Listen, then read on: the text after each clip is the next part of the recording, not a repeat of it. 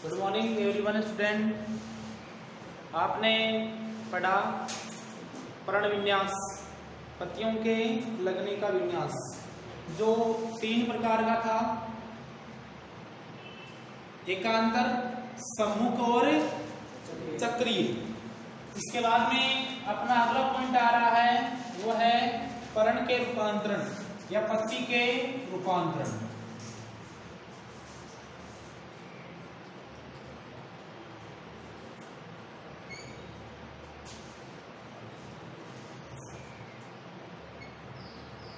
पत्ती के रूपांतरण। अब देखो, वैसे आपको पता है कि पत्तियों का जो मुख्य कार्य है वो प्रकाश संश्लेषण के द्वारा पादपों में भोजन का निर्माण करना, लेकिन इसके अलावा भी पत्तियां कई प्रकार से रूपांतरित होती है और पादपों के लिए सहायता करती है। वो कैसे करती है वो पढ़ेंगे। देखो, पत्ती भोजन बनाने के अलावा अन्य कार्य करने के लिए रूपांतरित हो जाती है। तो लिख दो, पत्ती भोजन बनाने के अतिरिक्त अन्य कार्य हेतु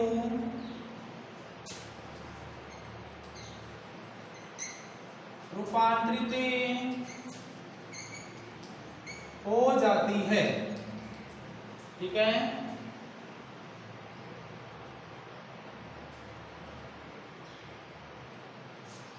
ठीक है बेटा।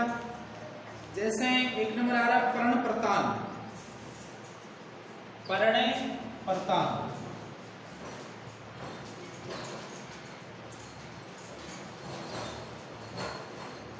मटर का जो पादप है उसमें कुछ पत्तियां वो हरे रंग की स्प्रिंग के आकार की संरचनाओं के अंदर चेंज हो जाती है, जिनको हम क्या बोलते हैं, प्रतान टेंड्रिल कहा जाता है।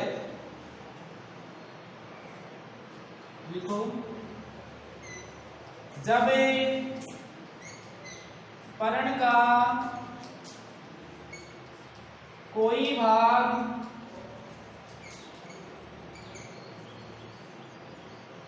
हरे रंग की धागेनुमा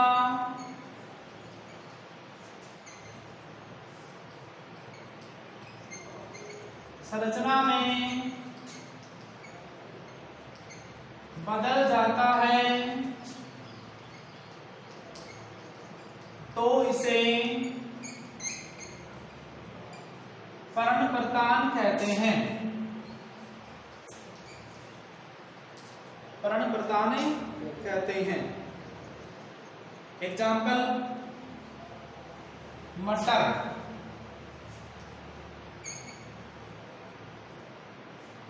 ठीक है बेटा। तो मटर के पादप में प्रतान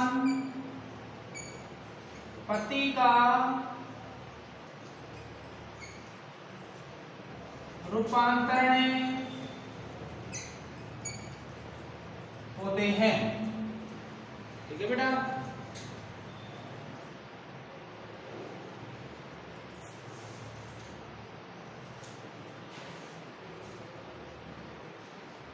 इसके बाद 2 नंबर आता है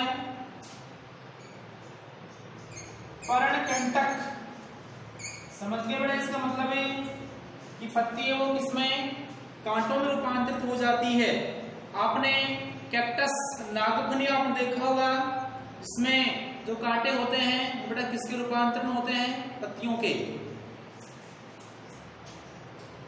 तो कुछ पादपों की पत्तियां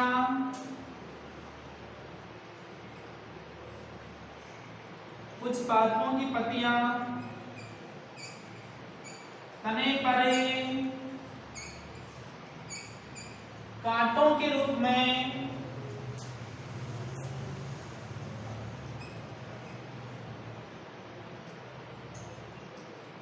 रूपांतरित हो जाती है तो इसे पर्णकंटक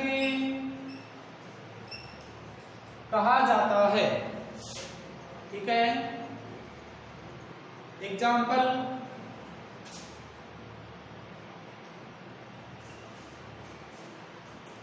कैक्टस। एग्जाम्पल क्या है? कैक्टस। ओके,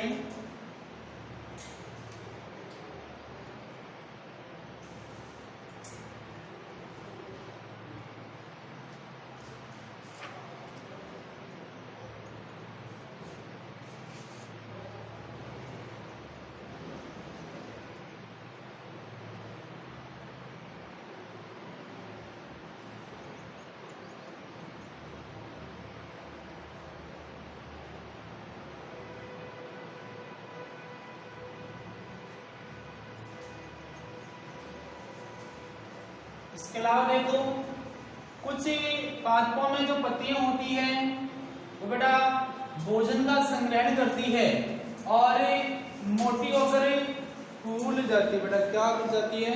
फूल जाती है। तो लिख दो 3 नंबर। कुछ पादपों में पत्तियां खाद्य पदार्थों का संग्रहण करें, खाद्य पदार्थों का संग्रहण करें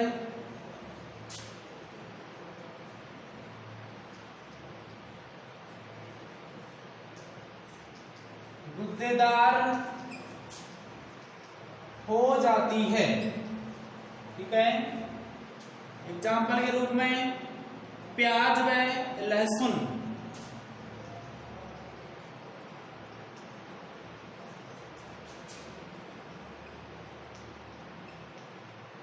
प्याज व लहसुन की पत्तियां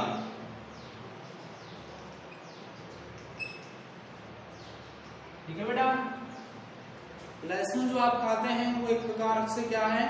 पत्ती होती है। प्याज भी क्या होता है? पत्ती होता है। ओके,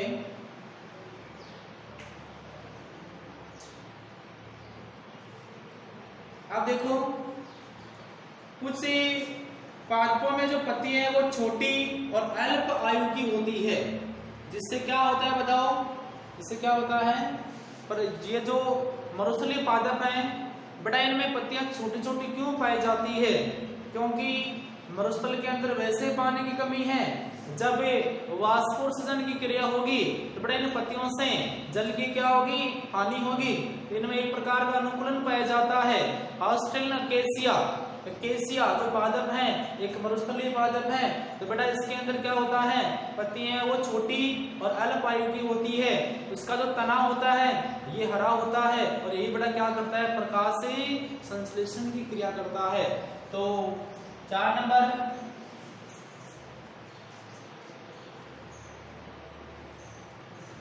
कुछ पादपों में पत्तियां छोटी तथा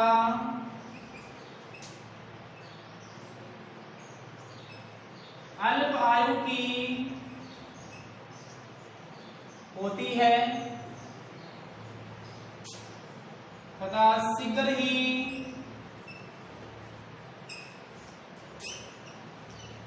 तने से गिर जाती है। शीघ्र ही तने से गिर जाती है।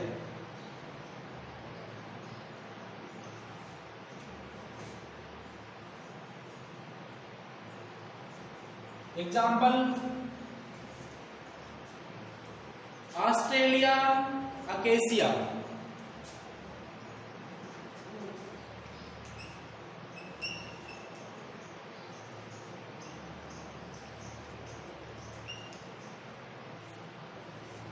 ठीक है बेटा, इसके बाद में आता है पर्ण ब्लेडर।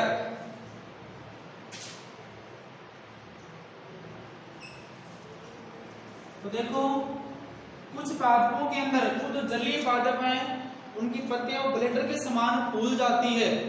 इसके अंदर क्या होते हैं, कीट आकर फंस जाते हैं।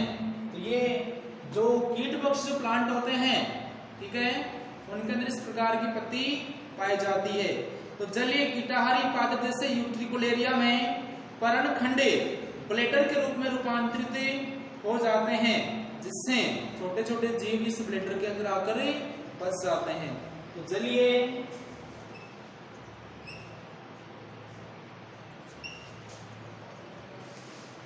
कीटाहारी पादप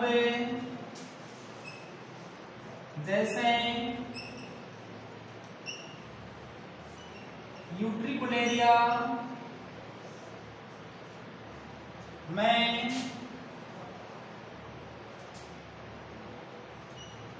पर्णखंडे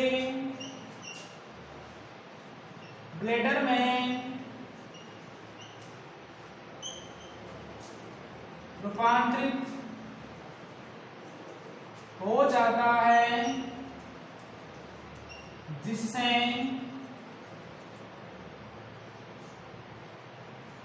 जलीय छोटे जीव इसमें फंस जाते हैं। बेटा ये कीटभक्षी पादप क्यों होते हैं, कीटाहारी, कीटों का हरण करने वाले, ठीक है ना, कीटों का हरण करने वाले जो पादप हैं, ये बड़ा कीटों से नाइट्रोजन की पूर्ति करते हैं। कीटों का जो बाह्य कंकाल है बेटा किसका बना होता है, काइटिन का बना होता है, और काइटिन में सर्वाधिक मात्रा में क्या पाया जाता है, नाइट्रोजन पाया जाता है।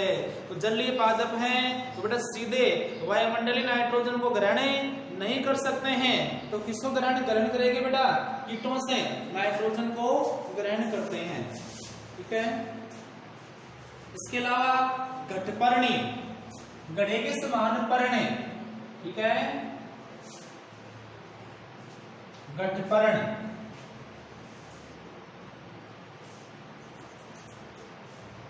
विनस ट्रेप फ्लाई, ठीक है, कितना नंबर था, 6 नंबर है क्या,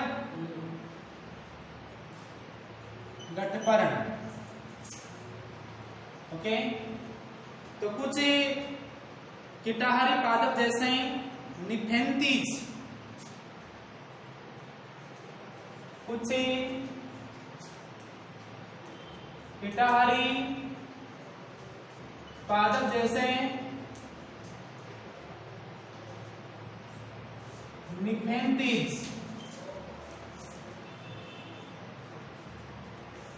कीटाहारी पादप जैसे निफेंथीज, विनस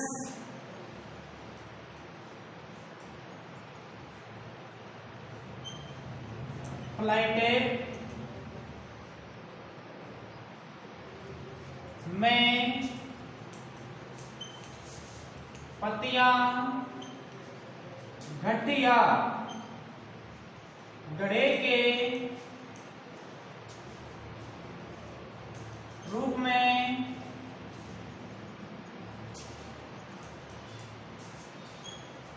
रूपांतरित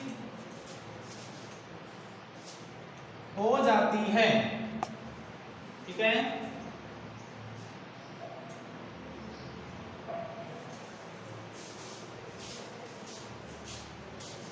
ओके बेटा, चलो ये कंप्लीट होता है। इसके बाद में आता है पुष्पक्रम, पुष्प,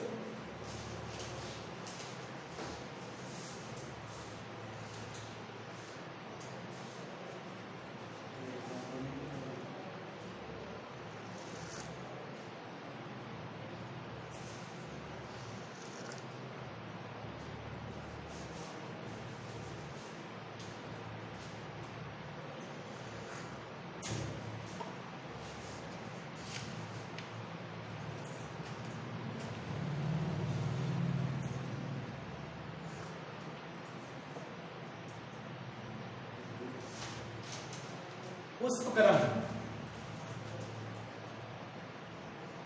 पादपों की शाखाओं पर पुष्प कलिकाएं लगती है और उन पुष्प कलिकाओं से पुष्पों का निर्माण होता है, पुष्पक्रम। ठीक है बेटा, पुष्पक्रम इनफ्लोरेंस।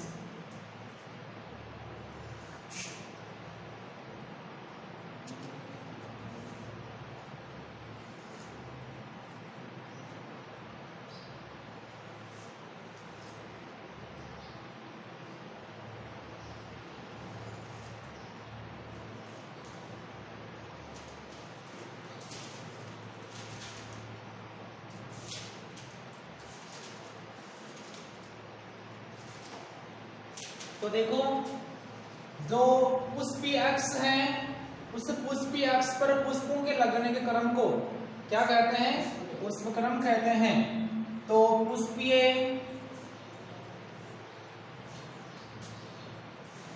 अक्ष पर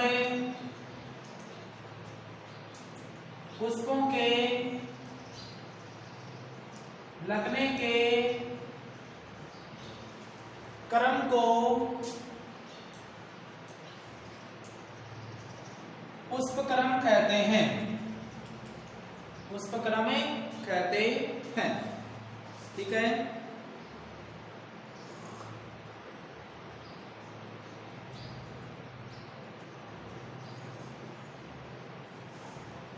पुष्पक्रम दो प्रकार का होता है।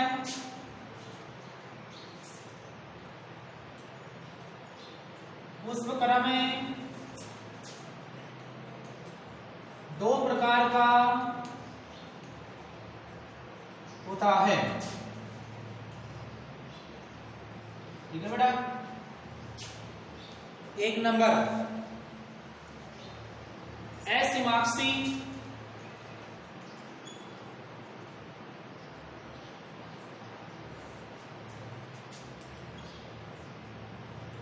पुष्पक्रम, दूसरा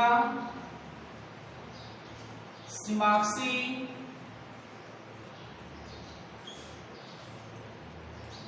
पुष्पक्रम।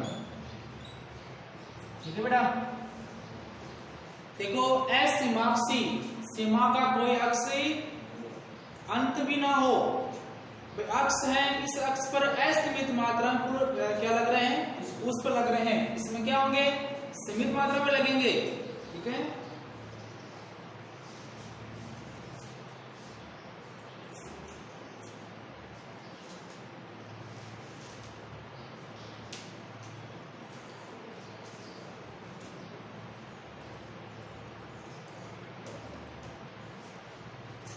तो लगाओ एक नंबर, लिखो असीमाक्षी पुष्पक्रम,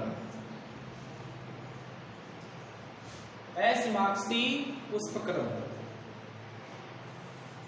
तो लिख दो, जब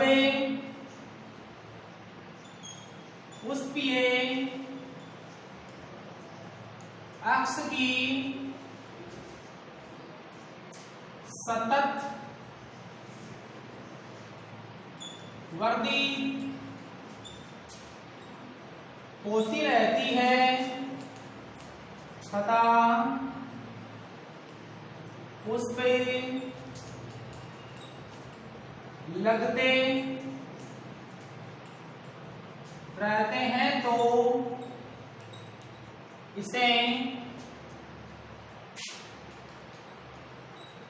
असीमाक्षी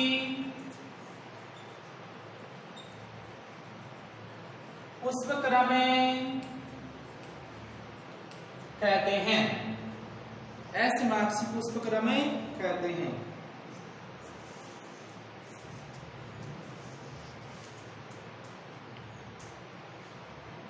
इसमें जो पुष्प होते हैं वो बेटा अग्राभिसारी क्रम में लगते हैं। किस क्रम में लगते हैं? अग्राभिसारी क्रम में।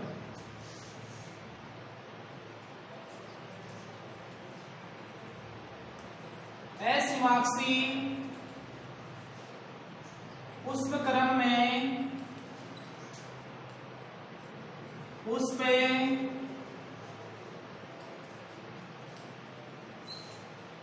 अग्राभिसारी क्रम में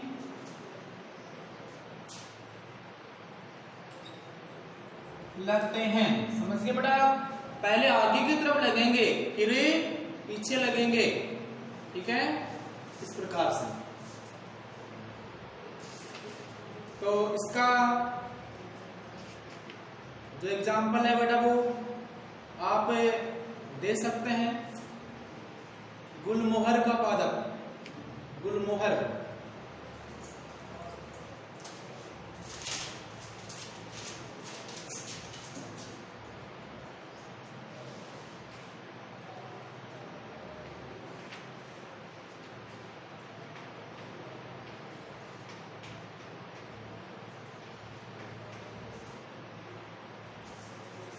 एग्जाम्पल लिख दो उसके। गुलमोहर, नीम,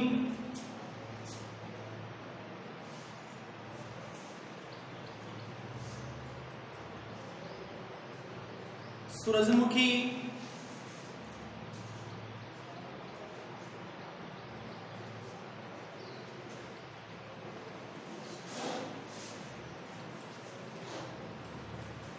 सहतूत,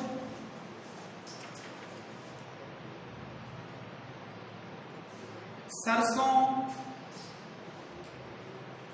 सरसों। ये मोस्ट इंपॉर्टेंट एग्जाम्पल है बेटा। सरसों के आप पादप को देखना, पुष्प वो लगातार क्या होते हैं, लगते जाते हैं। ठीक है, चलो इसके बाद में 2 नंबर ससिमाक्सी या सिमाक्सी।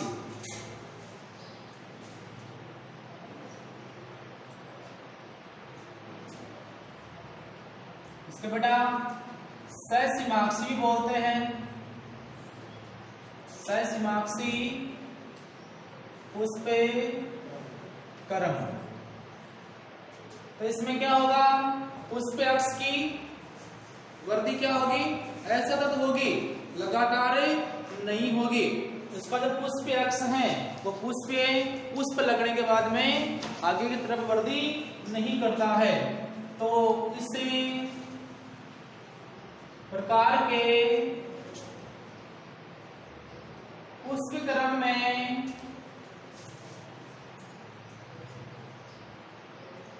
पुष्पीय अक्ष की सतत वृद्धि नहीं होती है तथा पुष्पीय अक्ष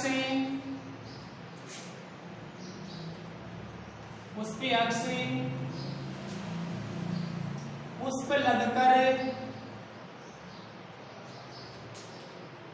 वृद्धि नहीं करता है।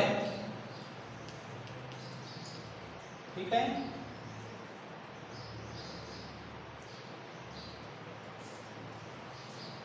ओके बेटा। इसके यदि हम एग्जाम्पल की बात करें इससे पहले, इसमें पुष्प वो तालाबी सारी क्रम में लगते हैं। इसमें पुष्प तालाबी सारी क्रम में लगते हैं।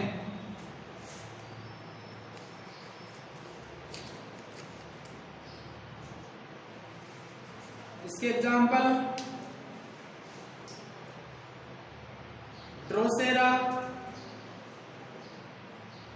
सागवान,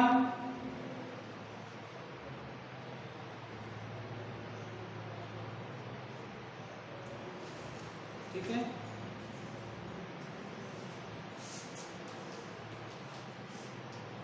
ड्रोसेरा, सागवान, सोलेनेसी कुल के पादप। इसमें मिर्ची भी आ गई बेटा, टमाटर भी आ गया, आलू भी आ गया, ठीक है, बैंगन भी आ गया, दथुरा भी आ गया।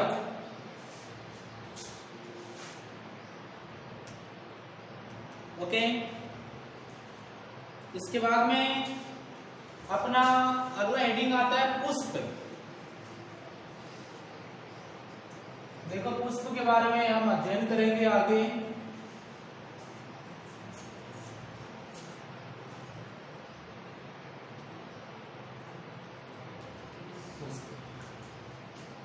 तो सबसे पहले हमें पुष्प के बारे में जाने, इसका पहले नामांकित चित्र बनाते हैं। क्या बनाते हैं? नामांकित चित्र बनाते हैं, उसके बाद में इसका वर्णन करेंगे। तो बेटा पुष्प का आप डायग्राम बना लीजिए।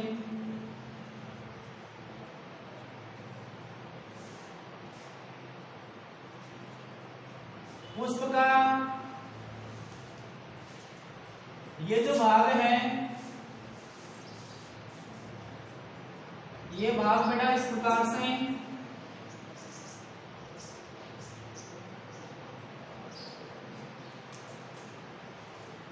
एक कोई शाखा है और इस शाखा से एक पुष्प लगा हुआ है, ठीक है। यहां पर पत्तियां निकली हुई है,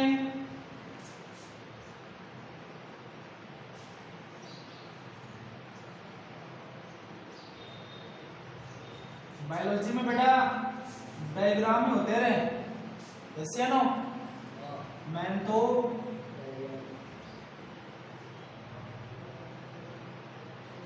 इससे पुष्प के अंदर बेटा दो प्रकार के चक्र पाए जाते हैं। एक तो होता है जनन चक्र और एक होता है सहायक चक्र। जनन चक्र के अंदर स्त्रीकेसर और पुंकेसर,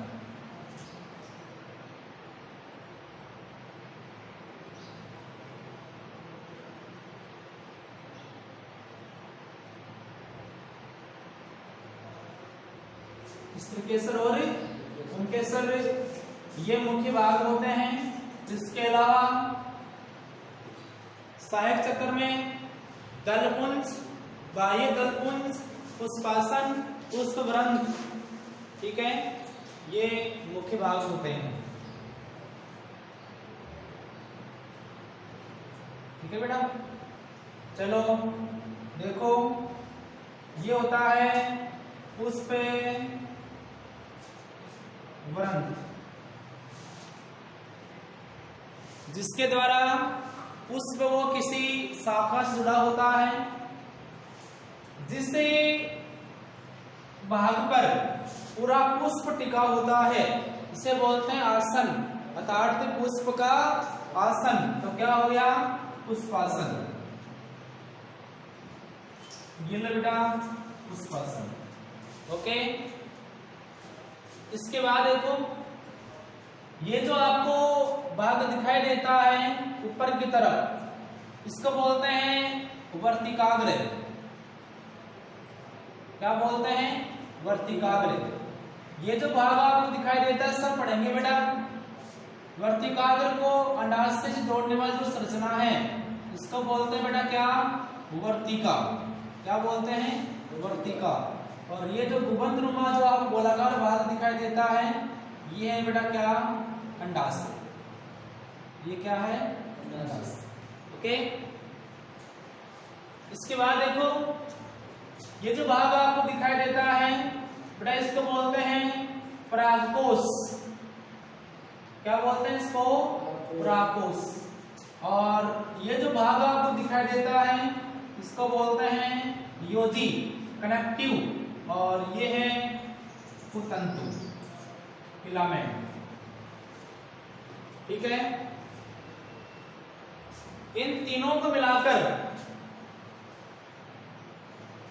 इसको बोल देते हैं पुंकेसर। कौन से सर? पुंकेसर, ठीक है बेटा। और देखो इन तीनों को मिला देंगे ना तो क्या बन जाएगा? स्त्रीकेसर, ओके। और डायग्राम की बात करें तो एक प्रारूपिक पुष्प की संरचना, ठीक है। एक नाम है, दो नाम नहीं लिखे बेटा इसके अंदर। ये जो आपको दिखाई देते हैं इनको बोलते हैं बेटा दलपुंज। क्या बोलते हैं इनको? दलपुंज। और ये जो आपको दिखाई देता है बेटा, इसको बोलते हैं बाह्य दलपुंज।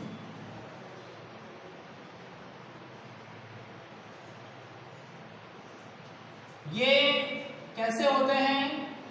हरे रंग के होते हैं। और ये कैसे होते हैं बताओ? रंगीन, अलग अलग रंग इन्हीं का ही होता है बेटा। दलपुंजों में क्या होता है? अलग अलग रंग होता है। तो लिख दो प्रारूपिक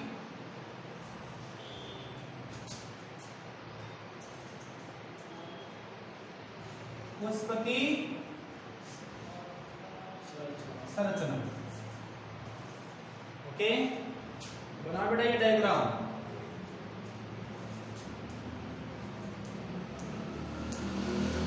और भी आप इसको सजा सकते हो, जैसे ना